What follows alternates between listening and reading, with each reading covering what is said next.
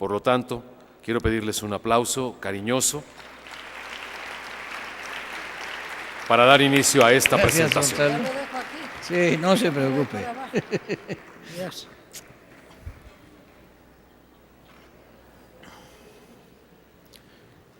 Pues buenas noches, yo diría, porque la luz se nos va.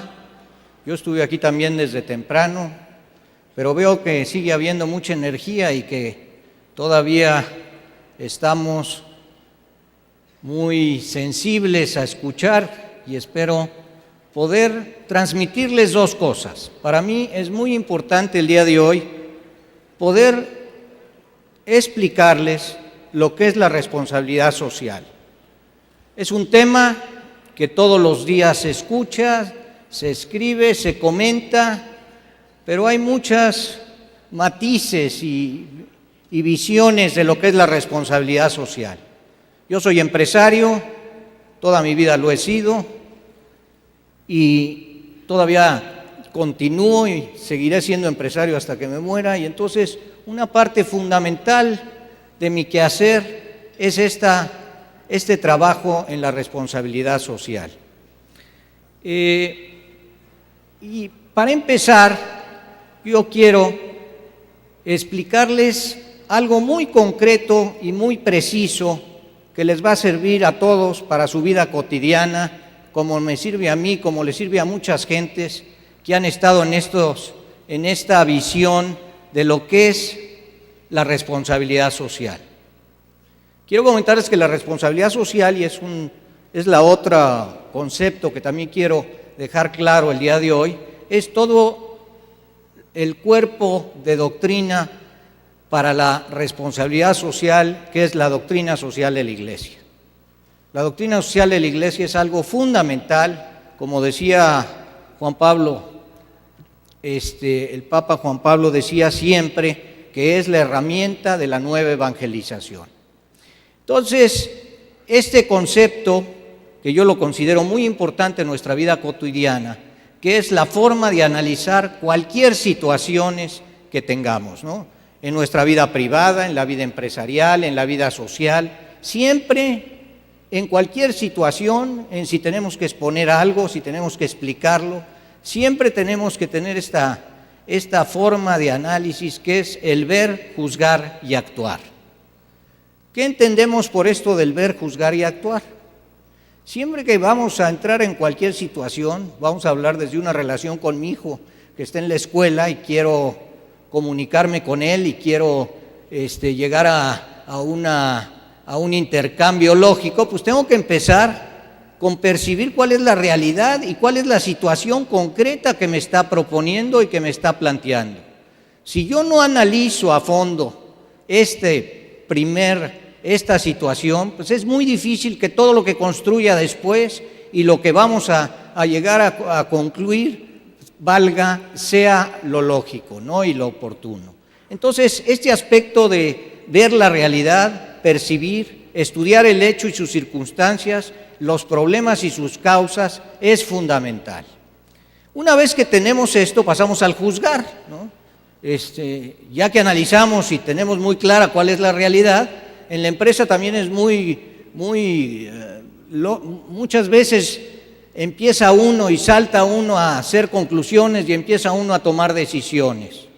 Siempre que veo ese anuncio de respira hasta 10, yo creo que es muy significativo. Hay que respirar, pero ese respirar no es respira, es analiza, es profundiza, entiende bien dónde está la situación y qué es lo que está sucediendo. Y luego viene la segunda parte, que es igual de importante, que es el juzgar esta situación. ¿De acuerdo a qué? De acuerdo a los principios y propuestas que deben de ser parte de nuestro ser y que deben de estar encarnados y que los debemos de tener muy claro, que ahora más adelante los voy a explicar, y que es precisamente la luz que nos da a nosotros los cristianos esa doctrina social de la Iglesia.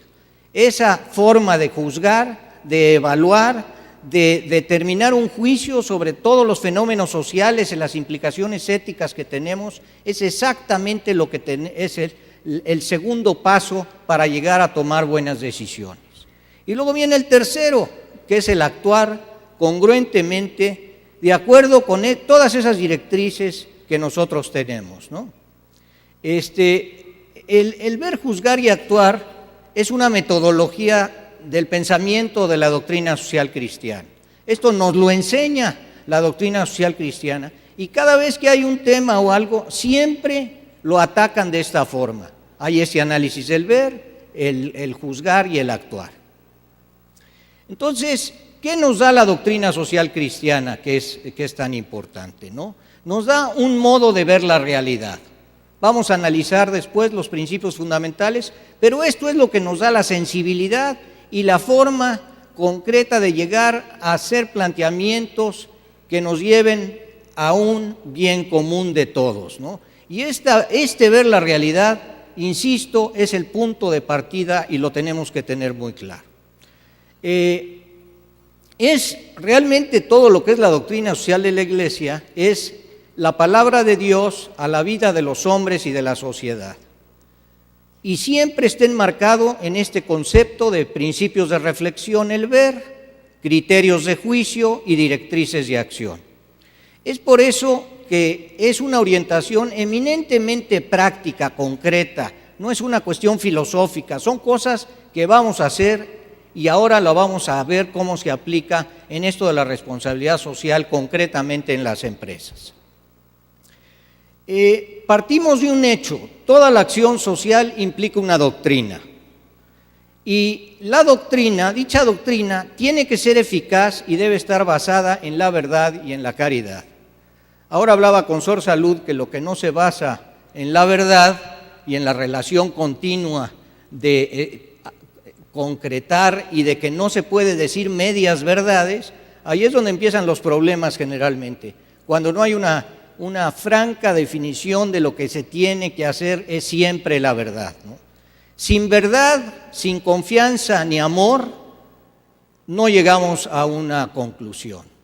La verdad es importante, por supuesto, pero tiene que ver esta confianza y este amor que es algo fundamental en nuestras creencias, ¿no? Si nosotros no tenemos esta transmisión del amor fraterno, no vamos a llegar a ningún lado. Y ahora lo vamos a ir desarrollando el concepto, ¿no? La doctrina social cristiana ofrece una correcta concepción de la persona. En todo lo que hacemos, en la empresa, en la escuela, todo tiene que estar centrado en la persona. La persona tiene que ser el centro, el fin, el todo, la conclusión. Nosotros tenemos que luchar porque todo lo que hagamos sea y ayude y mejore integralmente a la persona. Tenemos que buscar que las empresas estén centradas en las personas y de esa manera vamos a tener una mejor empresa. Igual que en las escuelas, pues tenemos que estar centrados en la persona de los alumnos y vamos a tener una mejor empresa. Entonces, todo este aspecto de centrarnos en la persona, tenemos que tenerlo muy claro en todas las acciones que hagamos y vamos a ver cómo lo estamos aplicando en la responsabilidad social de la empresa. Eso es una cosa, la cuestión personal. Pero por supuesto, la doctrina también nos da la visión de la sociabilidad del hombre, ¿no? Esa no se agota en el Estado y nos dice qué tiene que hacer. Eso viene con todas las etapas intermedias, desde la familia, la escuela, la empresa, en fin, todos estos aspectos sociales en el área económica, en las áreas políticos, sociales, de grupos económicos, etcétera. Todo esto tiene que estar relacionado con la sociabilidad de las personas. Desgraciadamente la doctrina social de la Iglesia, yo le he escuchado a mucha gente decir que es el secreto mejor guardado de la Iglesia, ¿no?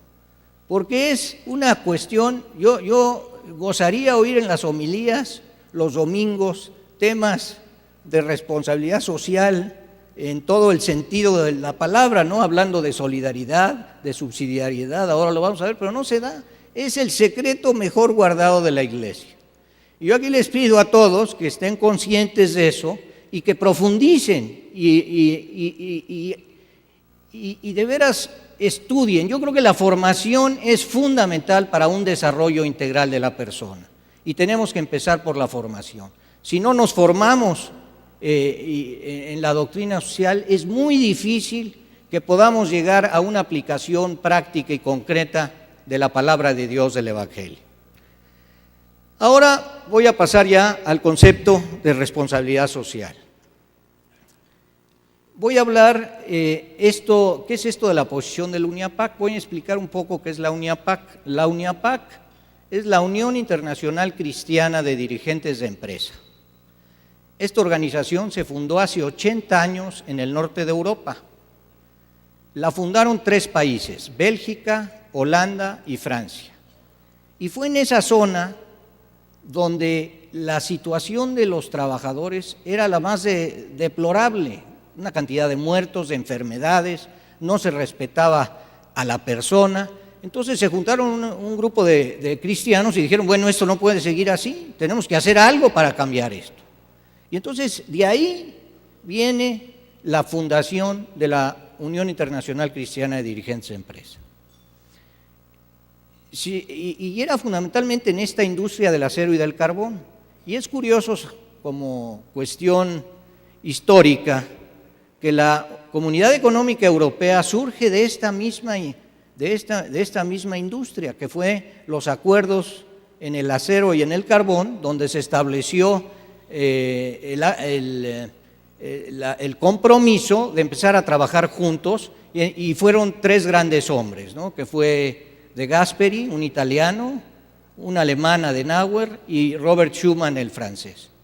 Y como cuestión histórica, hablaban entre ellos alemán, ¿no? Es curioso saberlo, pero la Comunidad Económica Europea surge con el alemán.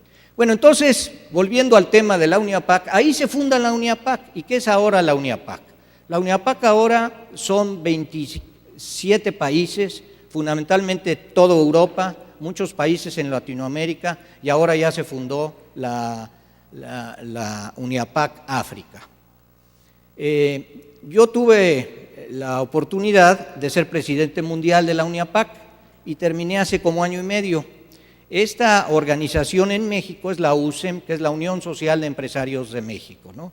Y nosotros decimos que el objetivo de la USEM y de la UNIAPAC es unir, orientar y motivar a los empresarios para que, a la luz del pensamiento social cristiano, tomemos un compromiso personal y de ese compromiso personal transformemos primero nuestras empresas, después el medio empresarial y la sociedad en general. Entonces es nuestro objetivo. Nosotros tenemos muy claro que en la UNIAPAC y en la USEM ahora le llamamos FIT, ¿no? Que es formar, informar y transformar. Cuando me tocó a mí la presidencia de la UNIAPAC, siempre hemos dicho que las empresas de nuestra asociación deben de tener este concepto de que deben ser altamente productivas, plenamente humanas y socialmente responsables. Entonces, con esta base empezamos a trabajar, y pongo allí que tuvimos un consejo en Chile, que fue mi primer consejo como presidente mundial de la UNIAPAC. Entonces yo les comenté que todo lo que hemos hecho en la UNIAPAC en los distintos países, ha habido muchísimas aportaciones en la instrumentación de todo lo que es responsabilidad social, que deberíamos de tener un documento claro y preciso que midiera y que todos entendiéramos qué era la responsabilidad social. Entonces, en este consejo, pues por supuesto están todos los europeos, los latinoamericanos, y empezó la discusión. Y entonces los holandeses, que son, yo diría, de los países y de las personas más estructuradas y organizadas, ellos nos dijeron, oye, pero ¿qué vamos a hacer con esto de la responsabilidad social? En nuestro país esto ya está dominado, todo lo que es bueno y lo establecemos en las empresas, automáticamente lo subimos a legislación y se vuelve una obligación. Bueno, dicen, y los alemanes dijeron algo por el estilo, y entonces empezó la discusión. Pero curiosamente de Francia le preguntó al holandés, oye, ¿y la responsabilidad social que ustedes manejan está centrada en la persona? No, está centrada en cuestiones pragmáticas, económicas, pero la persona, pues digo, no se toma así como algo evidente y claro, no se hace. Entonces dijimos, bueno, entonces hay un vacío en que la responsabilidad social no se tome en cuenta a la persona. Y dijimos, muy bien, entonces si vamos nosotros a trabajar en esto, una condicionante es que se tome en cuenta a la persona, que la persona sea el centro, como lo dije antes, que nos plantea el pensamiento social cristiano. Y luego la siguiente pregunta fue, oye, ¿y está basada en principios y valores todas estas normas y situaciones que se han establecido en tu país? Se lo preguntaron a los holandeses. No, eso no. Bueno, entonces de ahí surgió muy claro cuál era nuestro planteamiento, ¿no? Y tiene que ser una herramienta muy concreta, que entendamos que es la responsabilidad social, pero que esté centrada en la persona y que esté centrada en los principios y valores y el pensamiento social. Entonces nos pusimos a trabajar, se hizo un comité internacional y empezamos a trabajar en estas situaciones. Y después de como 2 años de trabajo, llegamos a un documento que se llama La rentabilidad de los valores. Hay personas que han cuestionado el nombre, pero yo creo que explica mucho qué es lo que nosotros sentimos de este documento. Eso de la rentabilidad de los valores, lo que estamos diciendo es que los valores, si los aplicas y eres coherente y lo haces bien, después tu negocio va a ser rentable y competitivo. Entonces eso es lo que implica esto de la rentabilidad de los valores. Ahora voy a hacer un paréntesis porque me voy a pasar de la rentabilidad de los valores a un libro de dos americanos que se llama Jim Collins y Jerry Porras, que escribieron un libro que en español se llama Empresas que Perduran. No sé si alguno lo haya leído. Es un libro que se lo recomiendo muchísimo porque es un libro que todos los empresarios, siempre que se los pregunto en un grupo empresarial, pues de menos un 50-60% ya lo leyeron. ¿Por qué? Porque son hechos de estas empresas que se ven en la lámina, de Marriott, de Motorola, de Walmart, de Hewlett Packard, de 3M. Son empresas que llevan en el mercado más de 50 años y que son tremendamente exitosas. Entonces, ¿qué hizo Porras y Collins? Hicieron una estadística de qué es y cómo operan estas empresas. Entonces yo lo explico ahora porque después nosotros esto lo vimos después, pero existe un gran paralelismo entre lo que hacen estas empresas y lo que nosotros planteamos en la rentabilidad de los valores.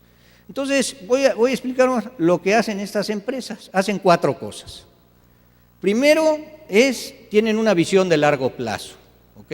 No es una visión inmediatista de que hago negocio, no. Tiene una visión de muy largo plazo, ¿no? Y entre más largo plazo y trasciendan, pues son las que han logrado esta situación. El segundo es conciliar los opuestos.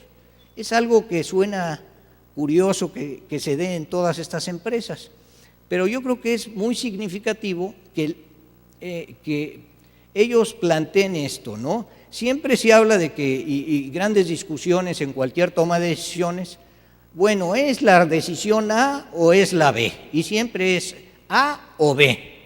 Y llegan a la conclusión de que muchas veces no es A o B, sino es A y B, es una parte de una y otra de otra, ¿no?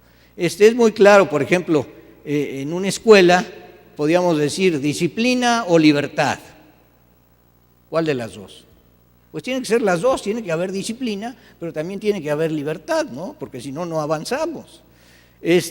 ¿Y libertad o responsabilidad? Pues también. Y valores y utilidades.